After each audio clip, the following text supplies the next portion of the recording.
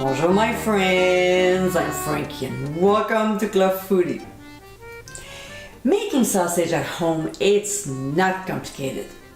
You mix your meat, spices, herbs and other ingredients together and then make your links.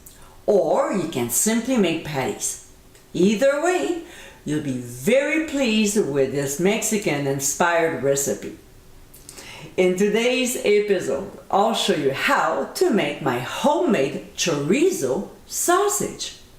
This recipe is very flavorful.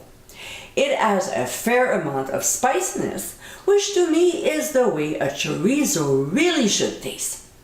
This is a great recipe to have, especially if you enjoy cooking with this yummy sausage. So my friends, let's get cooking. Here's an ingredient that I like to use for my chorizo, either a guajillo chili or these guys, dried pasilla-ancho. Now because this recipe is based on a 3-pound pork shoulder, we'll use 3 of them. Otherwise, if you have 4 pounds, use 4, 5 pounds, 5, and so on, okay? Prepping them is easy. We'll remove the stems and the seeds and then tearing the chili in small pieces. If there are seeds hidden in them, the water will take care of it because we'll let them soak in boiled water for about 25 to 30 minutes to rehydrate them. Meanwhile, we'll take care of the meat. So here we have our pork shoulder cubed, and as you can see, there's a good amount of fat, which is exactly what we're looking for.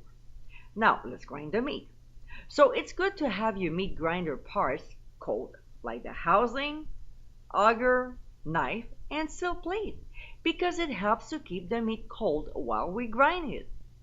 I usually place these in the fridge an hour before I start. Today we'll use the medium plate.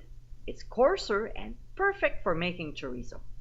We'll process quickly while the meat is still pretty cold, and when we're done, we'll transfer it to the fridge. Next, let's make the spice blend. So we'll combine smoked paprika, brown sugar, chili powder, ground cumin, Mexican oregano, kosher salt, and allspice. We'll give a good whisk until the ingredients are well blended. Now, back to our pasilla-ancho chili. After they're drained, we'll place them in a jar of a blender or food processor and pour in red wine. We'll also add the garlic cloves and some chipotle and adobo. We'll process until smooth, stopping a couple times to clean up the sides of the bowl. When it's done, we're ready to season the meat. So we'll take it out from the fridge, add the dry spice blend and the pasilla chipotle mixture. Wearing gloves, which I highly recommend it, we'll mix the ingredients very well, making sure the meat is well coated. That's important. We want it to absorb all the flavors and spiciness. We'll place a plastic wrap, touching the meat so it doesn't get dry, and we'll transfer to the fridge for 48 hours. 2 days later, here's what it looks like. Dark and packed with flavor. Now, before we start making links or patties, we'll take a small piece of meat and cook it just to see if we need to adjust the seasonings.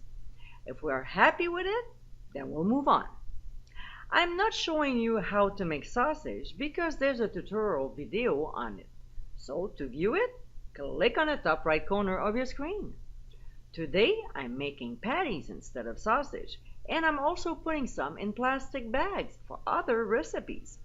As you can see, this recipe can be used for different purposes.